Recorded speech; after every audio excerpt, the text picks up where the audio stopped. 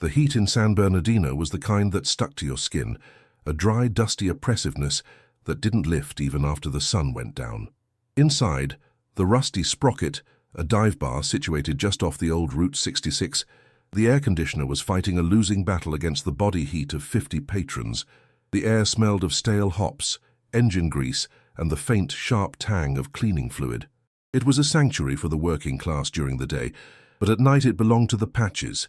The row of Harley-Davidsons parked outside, leaning uniformly on their kickstands, shone under the flickering neon sign, signaling exactly who was inside.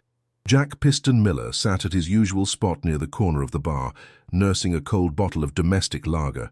He wasn't a man of many words. His size did most of the talking for him.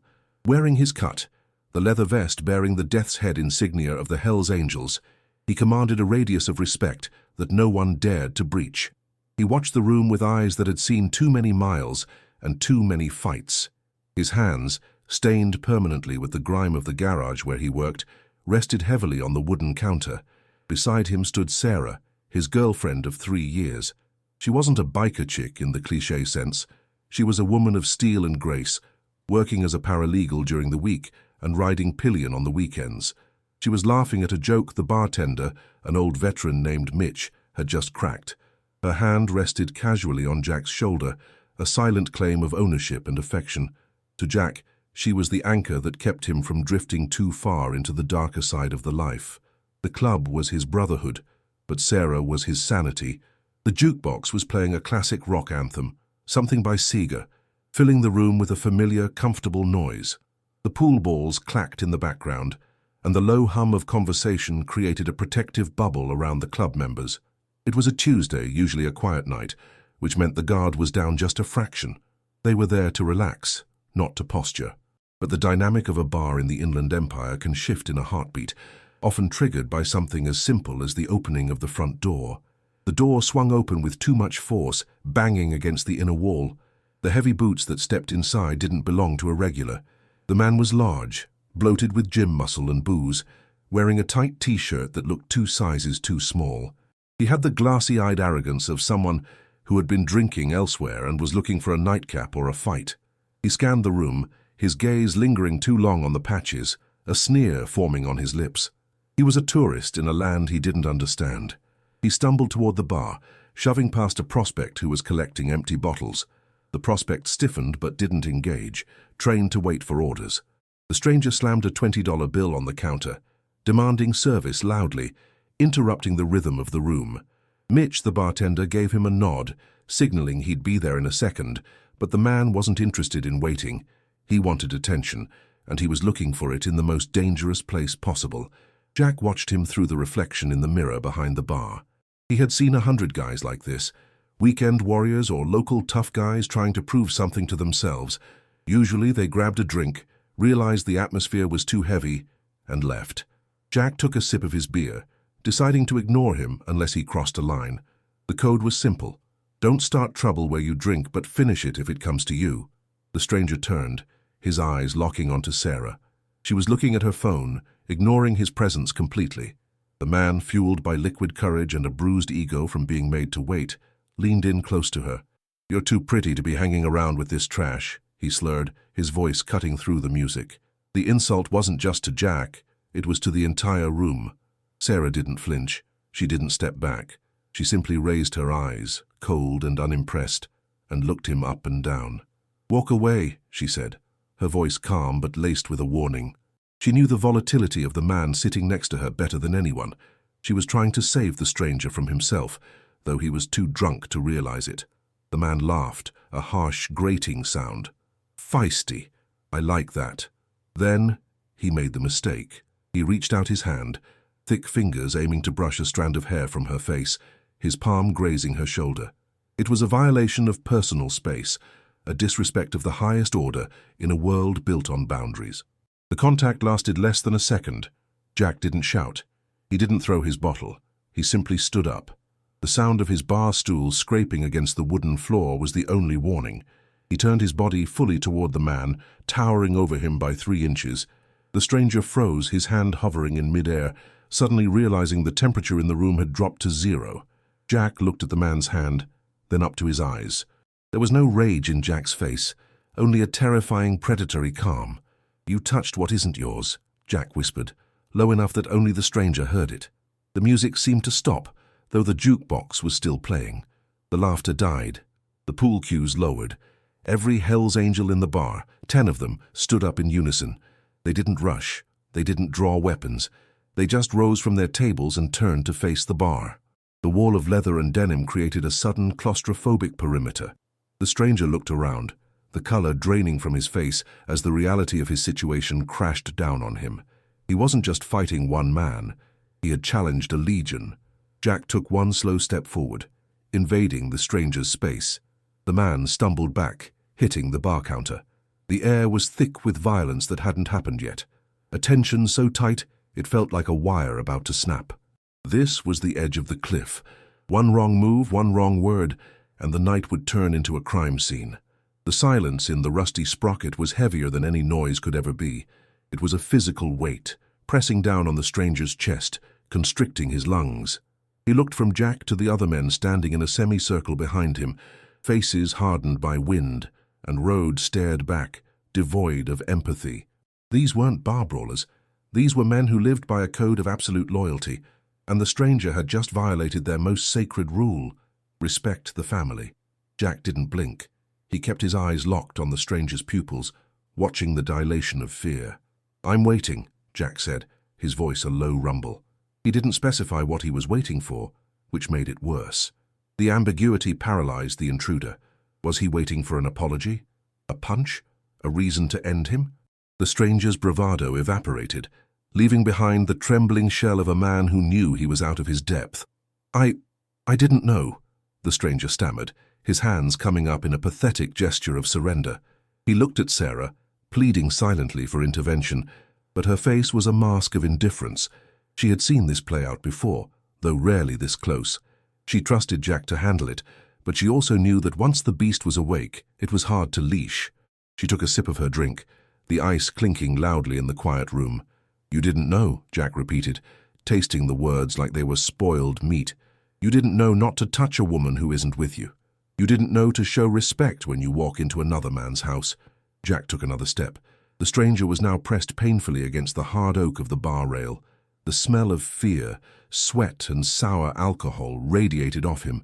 Behind Jack, a senior member named Tiny, a massive man with a grey beard and arms like tree trunks, cracked his knuckles. The sound echoed like a gunshot. "We got a problem here, Piston?" Tiny asked, his voice casual, almost bored. It was a psychological tactic. By acting like this was a minor inconvenience, they stripped the stranger of any power he thought he had. He wasn't a threat. He was a nuisance. "Just educating a tourist, Tiny," Jack replied without looking back. He reached out and grabbed the stranger's collar. He didn't jerk it, he just held it, grounding the man, preventing any sudden movements.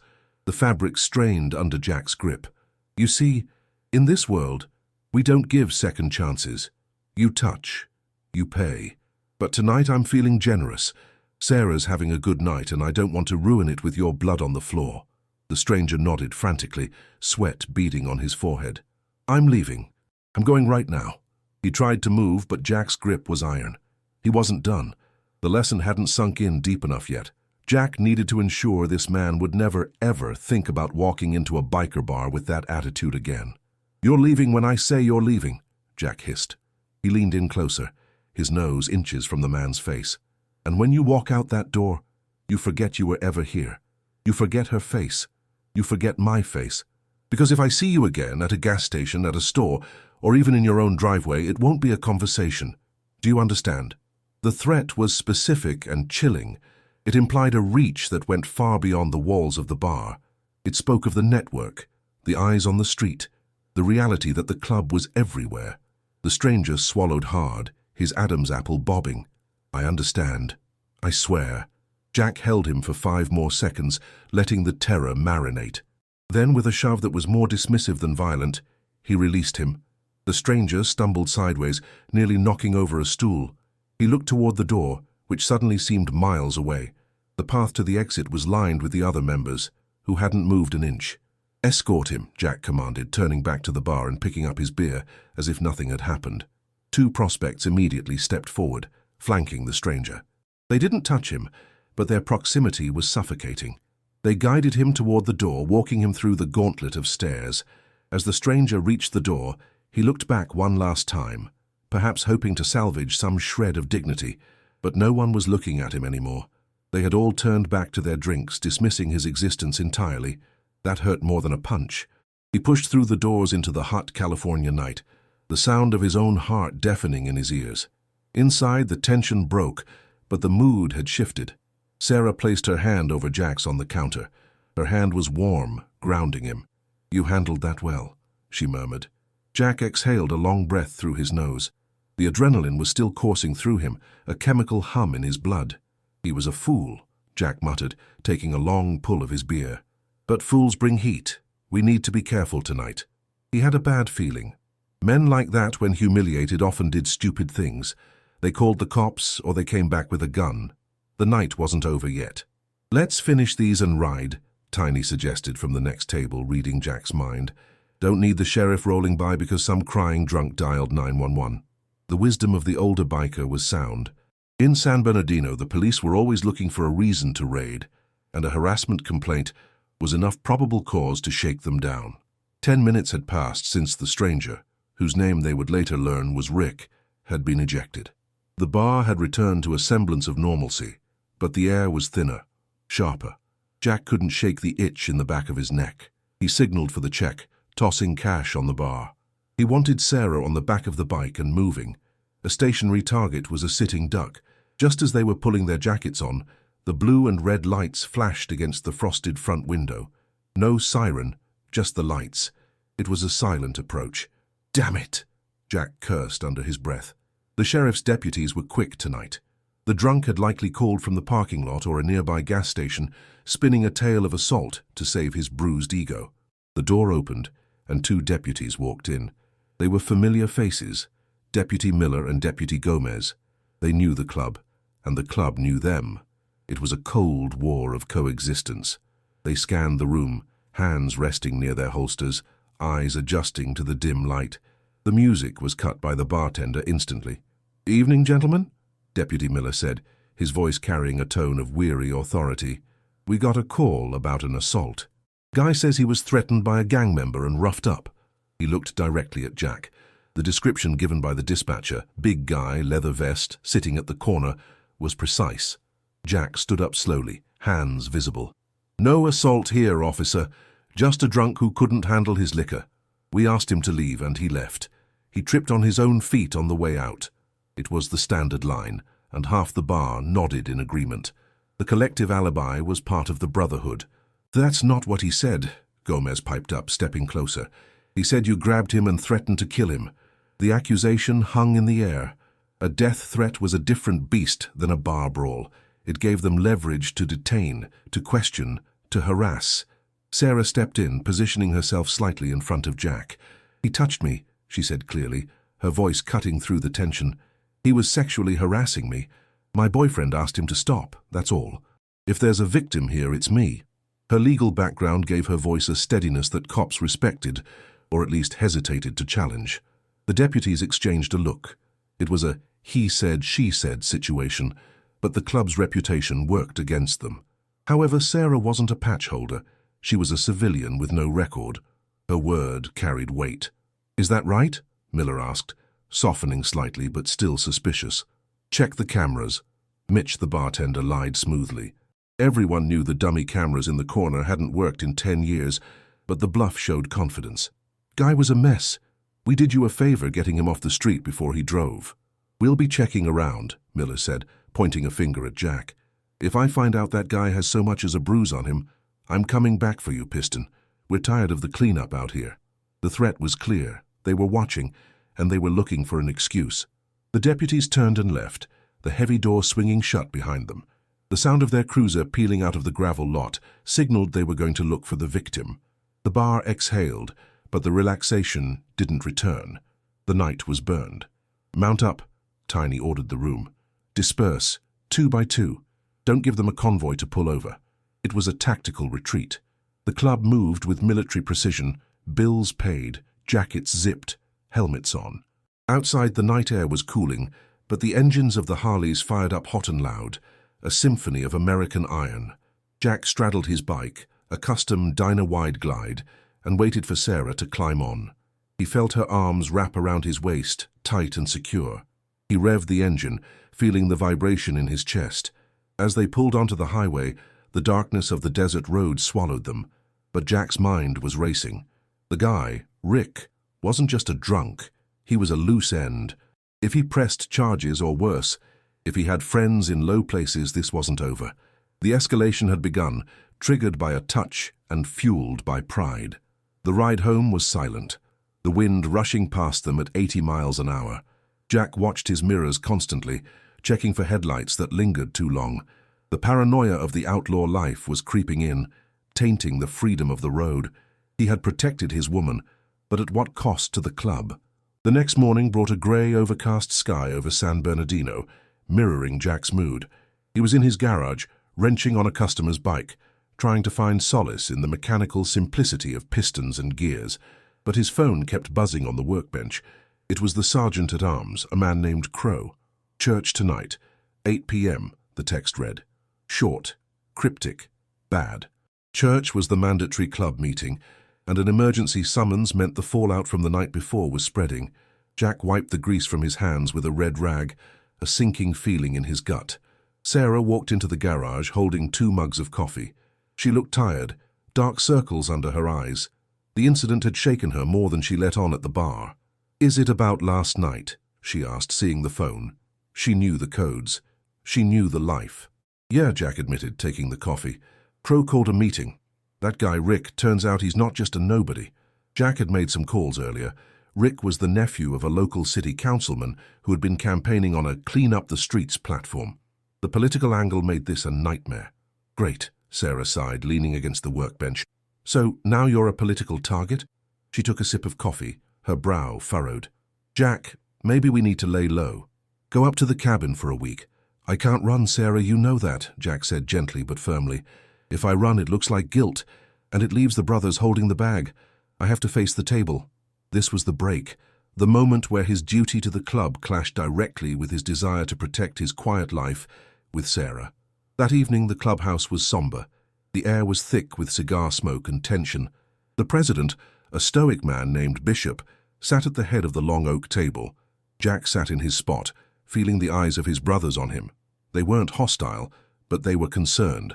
The club's business relied on flying under the radar, and now they were in the spotlight. "The councilman is pushing the sheriff to raid us," Bishop said, his voice gravelly. "He says we assaulted his nephew, says we're a public menace. They're threatening to pull our liquor license at the clubhouse and set up checkpoints on every run." Jack stood up. "I handled it by the book, Bishop." He touched Sarah. I stood up. We walked him out. No punches thrown. If we let civilians disrespect our women, what are we? It was a valid defense, appealing to the core values of the club. "I know, Piston," Bishop nodded. "You did right by the code, but the code doesn't get elected to city council. We have a heat problem. And until this guy Rick cools down or recants, we're all in the crosshairs." The dilemma was moral and practical. They couldn't kill him. That would bring the feds. They couldn't ignore him. That would bring the locals. They had to break his will. They had to make him realize that his uncle's influence stopped where the pavement ended. "I'll handle it," Jack said. "I started it. I'll finish it. You go near him, and he cries to the cops. You're going inside, Jack," Crow warned. "And we lose a good officer." "I won't touch him," Jack said, his eyes dark. "I'll just talk, but I need to know where he is." The meeting ended with a heavy silence. Jack rode home, feeling the weight of the patch heavier than ever. He had promised Sarah safety, and now he was riding straight back into the fire. The break in his routine, the fracture in his peace, was complete. He was at war, not with a rival gang, but with the consequences of a single moment of honor. 2 days later, the pressure became tangible. Jack came home to find a sheriff's cruiser parked across the street from his house. They weren't doing anything illegal, just watching. It was intimidation. Sarah was inside, peering through the blinds, her bags packed by the door. "They followed me to work, Jack," she said, her voice trembling with anger and fear. "They sat in the parking lot of the law firm all day. My boss asked me if I was in trouble. I can't lose this job. I've worked too hard." Jack felt a pit open in his stomach. This was the rock bottom. The lifestyle he loved was destroying the life he was building. He looked at Sarah, the woman he loved, reduced to a prisoner in her own home because he had stood up for her. The irony was bitter. "I'm sorry, Sarah," Jack said, his voice hollow. He tried to hug her, but she stiffened. "Sorry doesn't fix it, Jack. You need to fix it. Or I have to go stay with my sister in Oregon until this blows over." She wasn't leaving him, but she was leaving the danger. The thought of the house empty, of her absence, was a cold dagger in his heart. That night, the rain started, rare for San Bernardino, but fitting. A cold, drizzly mess that turned the dust into slick mud. Jack sat in his garage, a bottle of whiskey on the bench, staring at his bike. He felt like a failure. He had failed to intimidate the guy enough, and now he was failing to protect his home. His phone rang. It was a private number. "He's at the Blue Velvet Strip Club," a voice said. It was a contact Jack had in the local security circuit. "Rick. He's bragging about how he's going to take down the Angels." The rage that flared in Jack was white hot. This entitled brat was using the law as a shield while playing the tough guy. Jack smashed the whiskey bottle against the wall, the glass shattering into 1,000 diamonds. He didn't care about the police across the street. He didn't care about the politics. He put on his helmet. He put on his leather. He didn't take a weapon. He didn't need one. He needed his presence. He needed to be the nightmare that Rick thought was just a story. As he opened the garage door, the rain lashed at him. The cruiser across the street turned its lights on, a silent warning. Jack ignored it. He fired up the diner, the engine roaring like a beast waking up. He pulled out, staring directly at the deputy, and then gunned it. He led them on a chase, not a high-speed one, but a calculated route through the back alleys and industrial parks of the city, places where a cruiser couldn't follow easily. He lost them in the maze of the rail yards. He was wet, cold, and furious. He was alone, no backup, just him and the road and the target. This was the deepest part of the valley. If this went wrong, he lost Sarah, the club, and his freedom, but he couldn't live with the threat hanging over his head. He rode toward the neon glow of the strip club, a grim reaper on 2 wheels. The Blue Velvet was a gaudy concrete box near the airport. The parking lot was filled with luxury sedans and pickup trucks. Jack rolled his bike right up to the front entrance, ignoring the valet. The bouncer, a massive Samoan named Tula, saw Jack's face and the patch. He stepped aside. "He's in the back, VIP booth 3, Tula whispered. Even the bouncers knew better than to stop a determined angel. Jack walked in. The music was pounding bass. The lights were red and hazy. He moved through the crowd like a shark through water. People parted instinctively. The aura of violence he projected was palpable. He wasn't shouting. He was barely breathing. He was focused entirely on booth 3. Rick was there, laughing, a drink in one hand, a dancer on his lap. He looked comfortable. He looked like he had won. Then he looked up and saw Jack standing at the entrance of the booth. The color drained from Rick's face instantly. The dancer, sensing the shift in energy, slid off his lap and disappeared. Rick was alone. He opened his mouth to speak, maybe to call for security, but the look in Jack's eyes stopped him. It wasn't anger anymore. It was a promise of finality. Jack stepped into the booth and sat down opposite Rick. The music seemed to fade away. "You're having a good time," Jack said, his voice calm, conversational. "My uncle," Rick started, his voice cracking. "Your uncle isn't here," Jack interrupted softly. "The cops aren't here, your friends aren't here, just you and me, Rick." Jack leaned forward, resting his elbows on the sticky table. "You made a mistake at the bar. I gave you a pass. You turned that pass into a war. I felt threatened," Rick stammered. "And now?" Jack asked. "Do you feel safe now?" He paused. "I know where you live, Rick. I know where your uncle lives. I know your routine. If I wanted to hurt you, I wouldn't have done it in a bar. I would have waited until you were alone in the dark." Rick was trembling now. The reality of the biker world, the true, gritty reality, was staring him in the face. This wasn't a game of legal tag. This was life and death. "I want this to stop," Jack said. "Oh, you're going to walk out of here. You're going to call the sheriff. You're going to tell them you were drunk and you made a mistake. You're going to tell them nothing happened. And then you're going to move. Maybe go visit some family out of state for a while. And if I don't?" Rick tried to muster some defiance. Jack didn't answer verbally. He simply reached into his vest pocket. Rick flinched, expecting a gun. Jack pulled out a photo. It was a picture of Rick's car parked in his own driveway, taken an hour ago. "Because if you don't," Jack whispered, "the next time I see you, I won't be talking." The silence stretched for 10 seconds. The confrontation wasn't physical. It was a battle of wills. Rick looked at the photo, then at Jack. He realized he was playing checkers while Jack was playing chess with live ammunition. He crumbled. "Okay," Rick whispered. "Okay. Shall call." "Now," Jack said, pointing to the phone on the table. Jack watched as Rick made the call, his voice shaking as he recanted the story to the sheriff's department. He watched the life drain out of Rick's ego. When the call ended, Jack stood up. Good choice, now vanish. Jack turned and walked out. He didn't look back. He walked out into the rain, feeling lighter. The confrontation was over. He had won without throwing a punch, using the power of fear and the weight of the Brotherhood. The rain had stopped by the time Jack got back to his neighborhood. The air was clean, scrubbed of the dust and heat. The sheriff's cruiser was gone from across the street. The call had gone through. The pressure valve had been released. Jack parked the diner in the garage, the engine ticking as it cooled. He sat on the bike for a moment, just listening to the silence. It was a different kind of silence than the one in the bar. This was peaceful. It was the silence of a storm that had passed. He walked into the house. Sarah was sitting on the couch, her bag still by the door. She looked up as he entered, searching his face for signs of blood or handcuffs. She saw neither. She saw a man who was tired but whole. "It's done," Jack said quietly, taking off his vest and hanging it on the rack by the door. He dropped it. "He's leaving town." Sarah let out a breath she felt like she had been holding for 3 days. She stood up and walked over to him, wrapping her arms around his waist, burying her face in his chest. "Are you sure?" "I'm sure," Jack said, kissing the top of her head. He knows the rules now. The next few days were a return to routine, but things were different. The bond between the club members was tighter.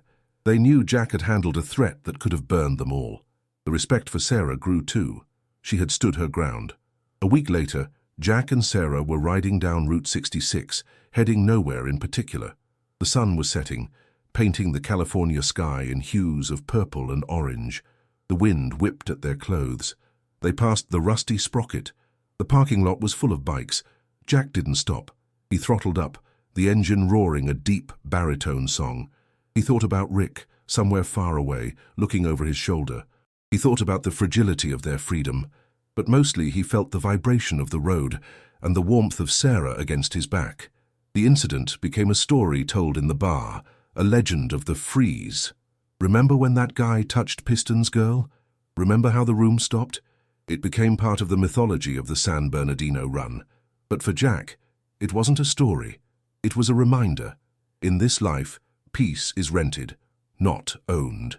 You have to pay the rent every single day, sometimes with cash, sometimes with fear, and sometimes with the willingness to stand up when everyone else sits down. As the echo of his engine faded into the desert night, Jack knew he had paid his dues for now. The road stretched out ahead, endless and open.